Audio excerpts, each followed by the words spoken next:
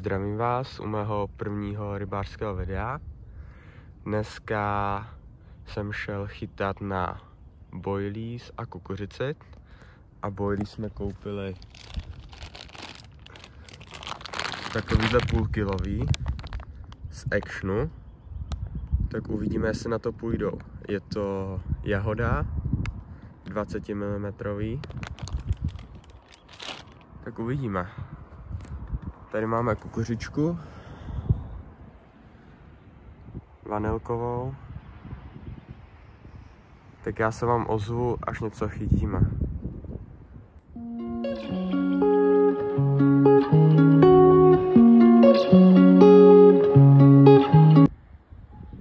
Tak uděláme menší změnu, dáme oba dva pruty na jahodové boilies Actionu.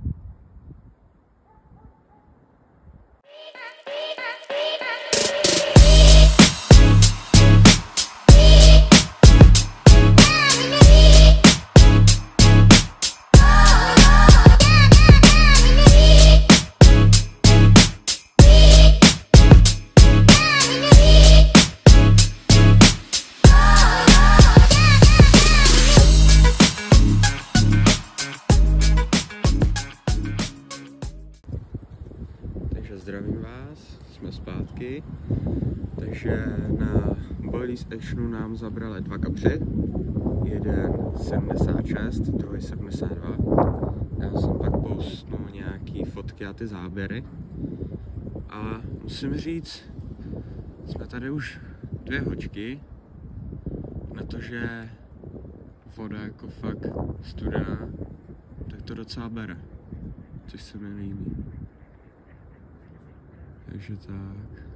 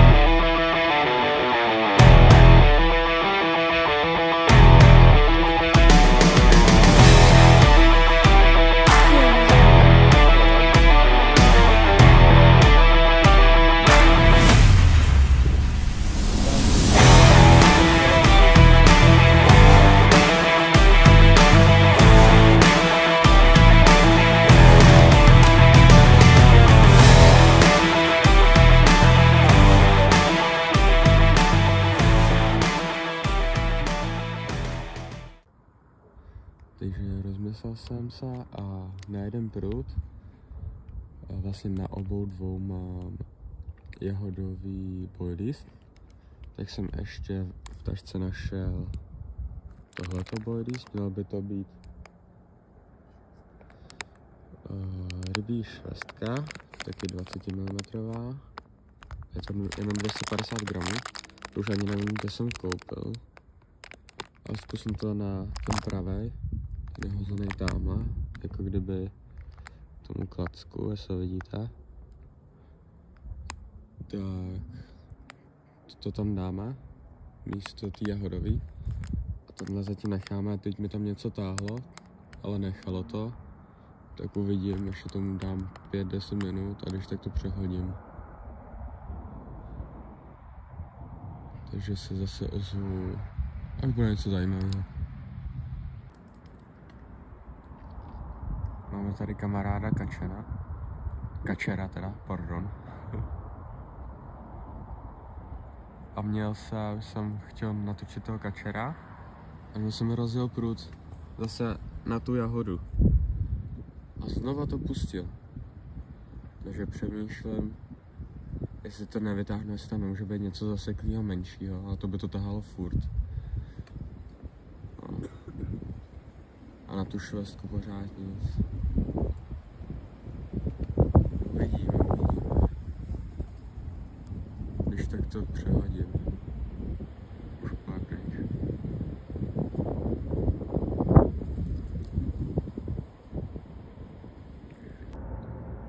Už jsem to tam nahodil, tu jahodovou znova. Dal jsem tam nový boilies, jsem tam taky natočil. A ani ne po 5 minutách už tam něco ťuká. Budou asi ty malí parchanti. Ale jak se říká, tam kde jsou malí, tak to po nich pak přijdou sklidit velký. A díky tomu, že... A už to pustil. Viděli jste? Normálně to odvíjelo. A už to zase pustil. Takže to asi jsou ty malí parchanti, co mi to dělali minule. Dovinem vlasec trochu.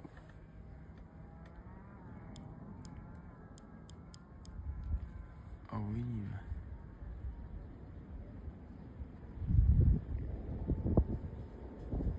Jinak se omlouvám za můj hlas, já jsem...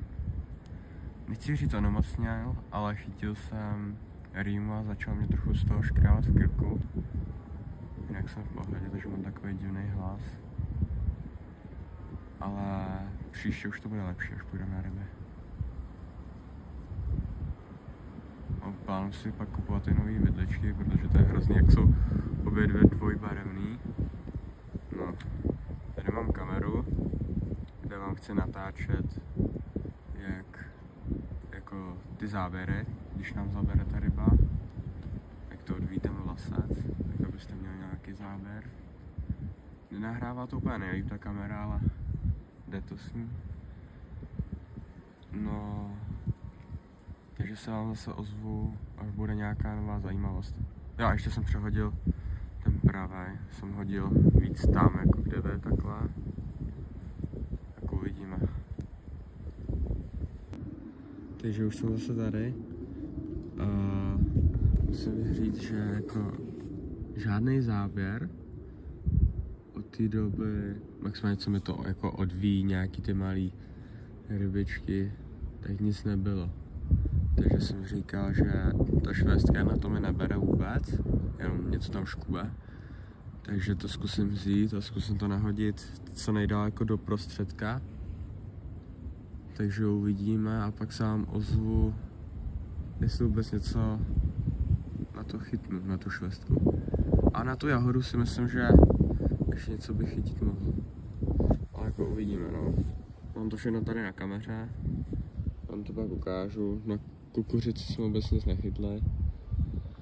No, zkoušel jsem i splávek, tady mám průce s plávkem a na to taky nic, takže jdu to nahodit a pak se ozvu, jestli něco na to chytnu. Takže už jsem ho nahodil tam takhle, jak je ten klacek, teď nějak jako k němu, ale za něj, jako do prostředka. Sedl jsem si a tady na ten byl zase záběr, ale zase to nechal. Já nevím, jestli to jsou ty malý, nebo prostě peseka připíchnu na ten háček a pustí, to vůbec nevím. No. Říkat vám místo, kde na rybníku jsem, to vám asi říkat nebudu. Kdo pozná, ten pozná, kdo neví, neví. Ale v létě vám slibuju, že sem půjdem znova. Určitě sem půjdem víckrát, ale v létě, jak sem půjdem, tak jsem tady minulý rok chytil, já nevím, až 12 kaprů za 3 hodiny, myslím. A bylo to jakoby tady cca 2-3-4 metry od břehu. A zase mi tam něco bere. No. Ale musím říct, že to je hezká příroda. Chodím sem chytat od takových 5 let, 4. A je to fakt krásný. Takže zatím čau a ozvu se, až zase bude nějaká novinka, no. Takže zatím Petru zdar. Takže pořád jsme neměli ani jeden záběr, nic nezabralo. Jediný co, tak jsem tenhle prut, ten úplně napravo přehodil. Dal jsem tam znova jahodu, Boilies Actionu. A to je všechno. No hlavně jak je ta zima. Teď už je docela teplo venku, jediný co tak prostě pořád fouká, ale ta voda je studená, takže ty ryby jsou stuhlý pořád. Tak jsem aspoň dal chleba kachnám. Takže se koukáme na kachny. No. A přilítli další. Tak někdo možná ještě půjdu něco hodit. Máme jsou další. 2, 4, 6, 7 kachen. No. Takže tak. Jediný co, to asi neuvidíte. Tak občas do toho drkne, jsem tam nějaká ta malá rybka. To je všechno. Ten nalevo, ten půjdu přehodit, protože ten už tam je dlouho a furt jak předtím tahala, tak od té doby už nic, takže jdu to přehodit, no. A uvidíme. Takže zatím čau. Takže vytáhnul jsem ho a nic tam není. Ale koukám na to Boilies. Už není úplně dobrý, tam dám nový. A dáme nový.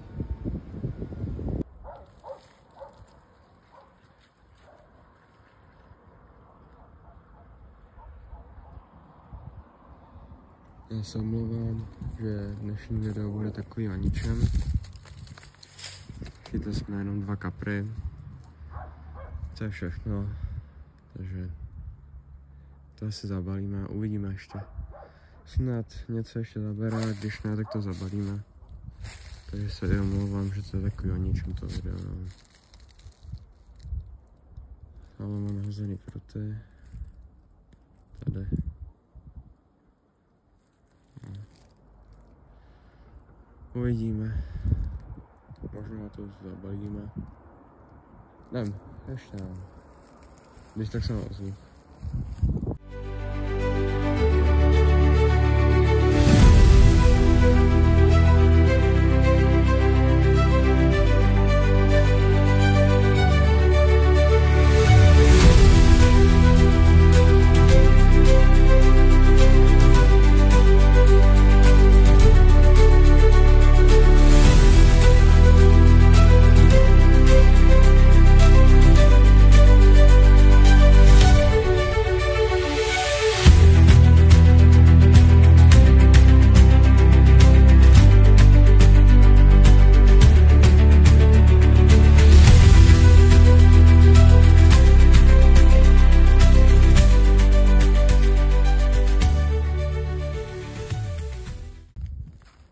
Takže chytili jsme kapra, listce, nakonec jsem toho nahodil ještě na kukuřici a to už jsme si zrovna říkali, že půjdeme za chvíli pryč. Je to taková 45, možná 50. Já ho půjdu teď zkusit změřit, tak chvilku počkejte, já se skočím pro metr. A několik bude mít. Neskákej.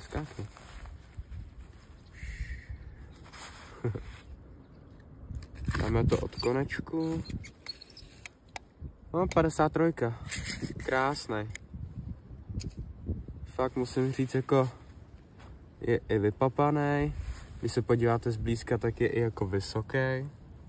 Krásný plot, to je vůbec nepoškozený. Krásný.